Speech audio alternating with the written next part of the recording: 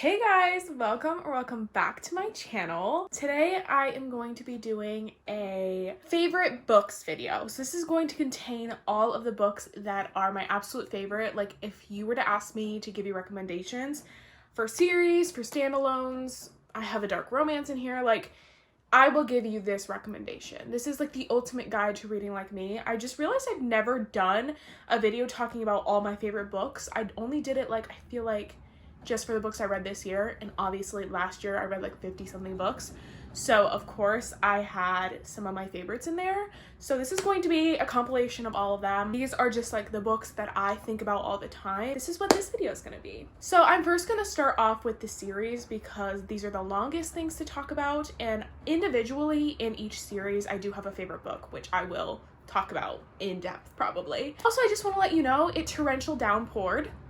So there is some like dripping. If you can hear that, please pretend you can't. Thank you so much. I would really appreciate that. Anyways, we're gonna start off with the first series that I read and absolutely fell in love with and is like a staple in my favorites. So the series is technically two series put together, but it's one series to me. You're supposed to read it like it's one series, but it is the Addicted Callaway sister series. Can you even see that? You probably can't even see them all, but it's the Addicted Callaway sister series. I love this series so much. I will quickly go through the reading order because if you read this, I want you to read it in the correct order because it is so much better that way. But oh my god. Okay, I'm gonna go through the reading order and then I will talk to you about my favorite book in it. The first one is Addicted to You. Essentially, this whole story is about a girl, Lily. She is addicted to sex, and Lo, he is addicted to alcohol, and they're best friends. It's kind of fake dating because they fake date to their family, and the Callaway Sisters series is about Lily's two sisters, Daisy and Rose. That is a quick overview of this series. Second one is Ricochet. Third one is Addicted for Now. Then you move on to the Callaway Sisters series with Kiss the Sky, which is Rose and Connor. The tropes in this one are academic rivals to lovers, and they're both really smart.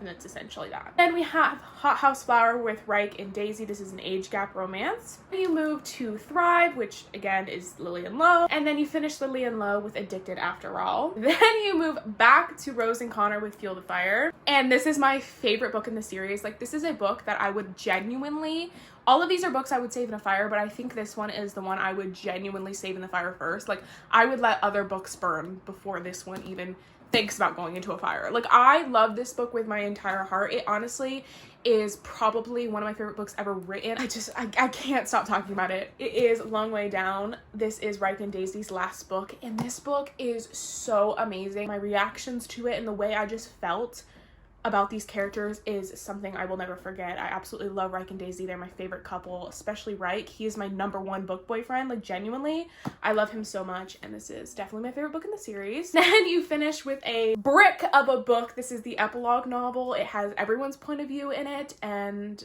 it is Some Kind of Perfect. I love this book as well. I think it's unhealthy how attached I am to these characters. Like, they feel like real people, and I don't know how to perceive that about myself, so we're just not gonna deal with it. The first series I want to recommend, I feel like a lot of people talk about them, but also I feel like they're not talked about enough. Like, I feel like we need to talk about them more. I need more people to talk about the series with. No one in my real life has read them. I have one reader friend, and she refuses to read them because she doesn't like long series, but like, it's so worth it. That's the first one. Let's get these on the floor. These books are so long. Boys of Toman series by Chloe Walsh.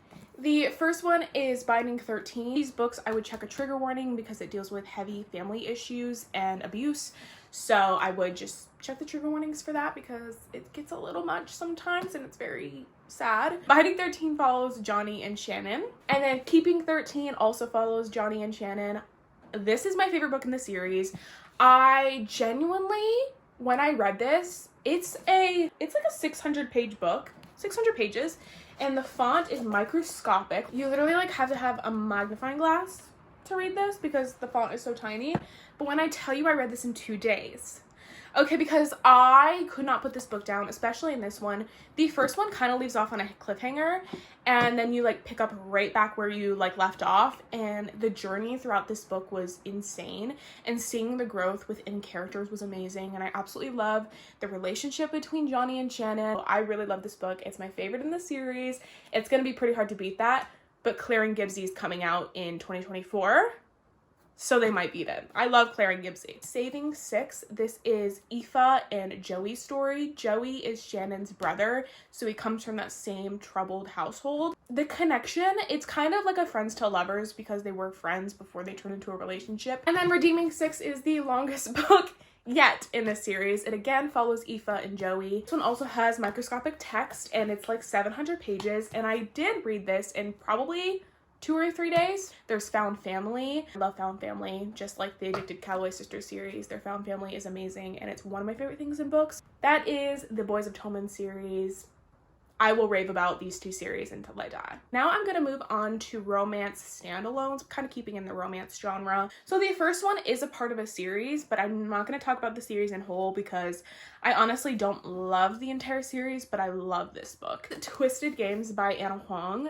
Granted, I will buy every single book Anna Huang ever writes, but it's just not my favorite series, so I didn't feel the need to include the entire series. I love this book though. I think this book is a masterpiece. I love, love, love Reese Larson. Hi sir, give me a chance. Thank you. Reese Larson, he is the bodyguard to a Princess Bridget, who their relationship is forbidden because they literally legally cannot be together. It is the Twisted series and it is the second book in that. But I will say, if you don't like the first one, give this one a try. Please just continue reading just for this one. He's on top. Like, he is the best Twisted man, and I will live by that. I will die by that. Put it on my gravestone. I'm not even kidding.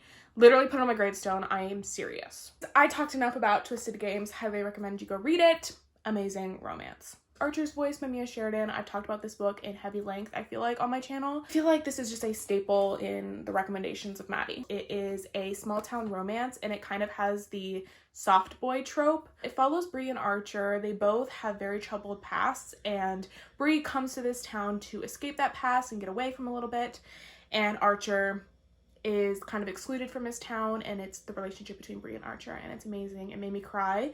It's heavily annotated, and I will never forget my experience reading this. If you haven't read it, like, get with it because it's so good. It's Darling Venom by Parker S. Huntington. I read this book this year, and it has not left my mind. I made my best friend read it in a video. Genuinely a turning point in my life, because then it was when I realized I love reading sad books. Sad books, I don't know why I love reading them so much, but I connect with them so much more than just a cutesy little rom-com. I enjoy a deeper backstory and crying in books because I don't know why. That's strange, is it not? This book, I would check the trigger warnings. It talks about a lot of mental health stuff and deals with a lot of triggering subjects, so I would check the trigger warnings on this one. It's a romance between Charlotte and Tate, and that's all I'll say because I feel like it's better. Well, check the trigger warnings, but I went in blind. It was like recommended to me as a romance, and it is a romance, but like it's so much deeper, and I did sob because I didn't expect it because I didn't read the back or anything, but I went in blind and it was a crazy experience. Then we're gonna move on to 2 books that I genuinely talk about a lot. I'm not gonna go on forever because I could go on forever and I don't think we should be doing that. First one is Heartless by Elsie Silver. I read this year and it changed me as a person. Like, I was reading this and I was like, oh, I'm learning things about myself. I'm learning things about myself because this book is a single dad, which we all know how I feel about single dads. And I don't want to get into why I like single dads. I don't know, but we're not going to speak on it. This is a cowboy romance. It is a single dad nanny romance. Like, he falls in love with his son's nanny, and it's an age gap. There's like a 13-year age difference between the 2 of them. They mean so much to me, and I love them so much. And it is a part of the Chestnut Spring series, and honestly, I would recommend that entire series to you. When you read them, you will be in a cowboy romance era. Like, you will not be in a cowboy romance era. No matter if you're not into cowboys, if you're into cowboys, like, all of you will be changed. Cade, to me, is my main man. I think I've said that about every single guy in these books, but I mean it. Like, all of them mean so much to me. Then we move on to All Roads Lead Here by Marina Zapata. This is a single dad romance. Again, it is small town. Again, this follows Aurora and Rhodes, and Rhodes is a single dad. Aurora comes to the small town and lives in his like garage apartment thing. It's a slow burn, but it's good, and I would recommend reading this. If you're gonna read any Marina Zapata book, I've only read 2, but this one is the one. These next 2 are ones you've probably heard of, so I'll go through these really fast. But these 2 were like the staple of my beginning reading journey, and I feel like they'll always be 5 stars to me. Well, one of them will always be 5 stars, but the other one I feel like nostalgically I want to always have it be a 5 stars, but a lot of people are not going to agree with me, and that's okay. We can have differing opinions. But I will start with this one, Beach Read by Emily Henry. I genuinely, when I first read this, I was inconsolable. I was crying so much because I relate to January so much. I feel like her as a character I love. Gus and her just have this love that like I never read about before. Like, it was one of the first books where I was like, wow, this is what I'm looking for. I love the story because it's so much more than a romance. It deals with a lot of family issues, but like some of it I was like, hey, that was rude, because that sounds like my head. That sounds like what's going on in the old noggin of mine. I want to reread this book, but I feel like I've passed the time to reread it because it's gonna be fall, so maybe I'll reread it next year. Then we have All Your Perfects by Colleen Hoover. A lot of people are gonna be like, why do you like this book? Let me explain. I sobbed over this book when I read it for the first time, and it was the first time I've ever like really cried over a book. It's between two people, Quinn and Graham, and it follows a then and now perspective, and their then, it's them starting the relationship and them happy in the relationship, and now is when they're like married and going through problems. And it's just it was so sad because their problems are so severely like heartbreaking, and it was sad to see how that affected their relationship, because you could clearly tell they were in love, but just this sort of situation in their life was preventing them from being able to communicate with each other and for them being able to express their love that they still had for one another. This book, I'm done talking about it. I need to hurry because my phone's gonna take up too much storage, so.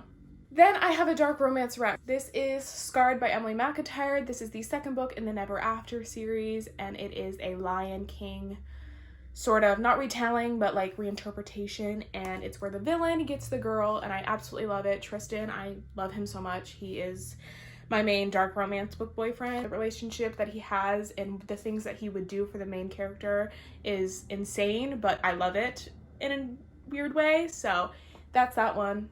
Highly recommend it, and read the entire Never After series. And then the final recommendation is a fantasy wreck. It is the ACOTAR series by Sarah J. Maas. I feel like everyone knows about this series, so I'm not going to talk about it too much. It's about Feyre, and she goes into the fairy world, and it's just her journey through that. But my favorite book in the series is definitely A Court of Mist and Fury. There's so many quotes in here that I absolutely love and are amazing, and I would die for those quotes. They're so good. It's where we start to see the connection, and we see all the found family and the connection between the two main love interests, and I absolutely love it so much. I think about this book every single day, and I'm not even being dramatic. But I have not finished this series, but I would recommend this series still. Yeah, those are all the books that are my absolute favorite of all time. I could talk about them for hours, and I did talk about them for way too long because my phone's yelling at me. Those are all the books. I hope you enjoyed this video. You got some recommendations, and you can see kind of inside my brain because these are all the books I love. Thank you guys so much for watching this video. If you liked it, please give it a thumbs up and subscribe if you want to see more of my face. And I will see you guys in the next video. Bye!